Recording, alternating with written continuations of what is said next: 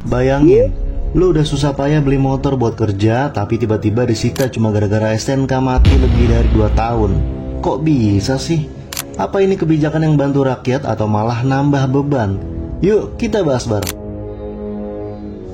Belakangan ini rame banget berita soal aturan baru yang katanya kalau STNK mati lebih dari 2 tahun, kendaraan lu bakal dihapus tuh dari database dan bisa disita. Katanya sih, ini buat ketertiban administrasi dan biar orang lebih rajin bayar pajak.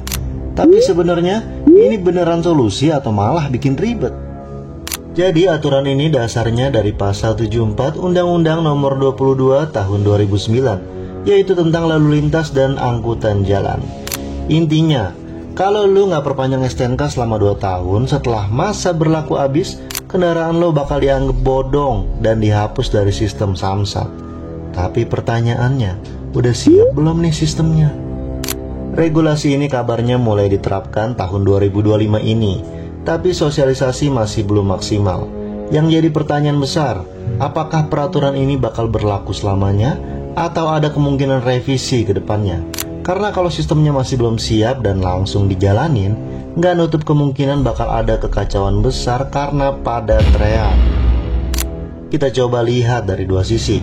Di satu sisi, pemerintah pengen semua kendaraan yang beredar di jalan itu legal. Tapi di sisi lain, kebijakan ini bakal nambah beban buat rakyat, terutama yang lagi susah. Iya nggak sih? Kalau ngomongin dampaknya ke ekonomi masyarakat, macem-macem tuh.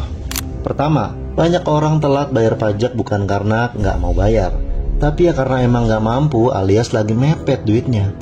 Data menunjukkan jutaan kendaraan di Indonesia STNK-nya mati gara-gara pemiliknya lagi kesulitan finansial. Terus kedua, bayangin, lu kerja ojol atau dagang pakai motor, terus STNK lu mati lebih dari 2 tahun dan langsung dianggap ilegal. Lah, terus lu harus naik apa buat cari duit?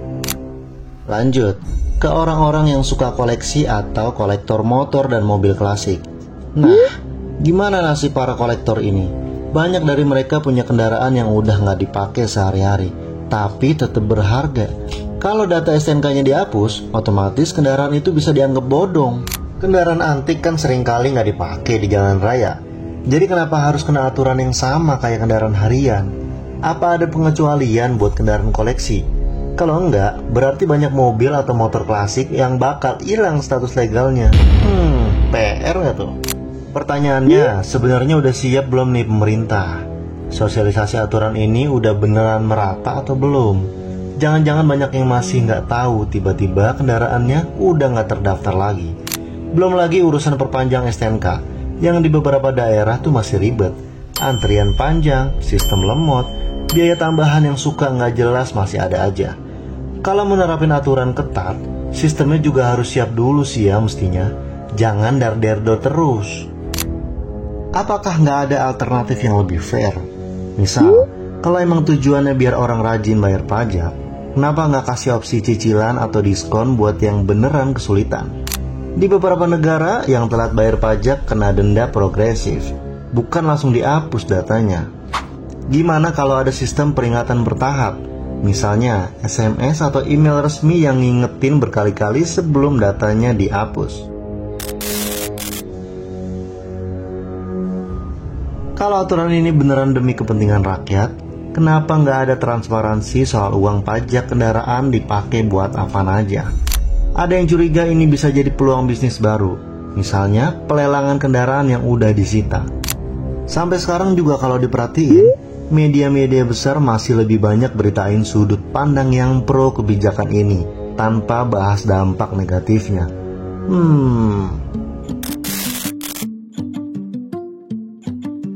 Kebijakan ini kelihatannya bagus di atas kertas, tapi dampaknya bisa besar banget buat masyarakat kelas menengah ke bawah, kayak ojol, pedagang kecil, dan pekerja harian yang emang tiap harinya pakai kendaraan pribadi. Mereka itulah yang paling rentan kena aturan ini. Kalau benar kebijakan ini buat rakyat, harusnya ada solusi yang lebih manusiawi dan adil. Jangan sampai ini cuma jadi cara baru buat narik duit tanpa mikirin nasib orang-orang kecil. Menurut lo, aturan ini fair atau malah bikin tambah ribet? Atau lo punya solusi lain?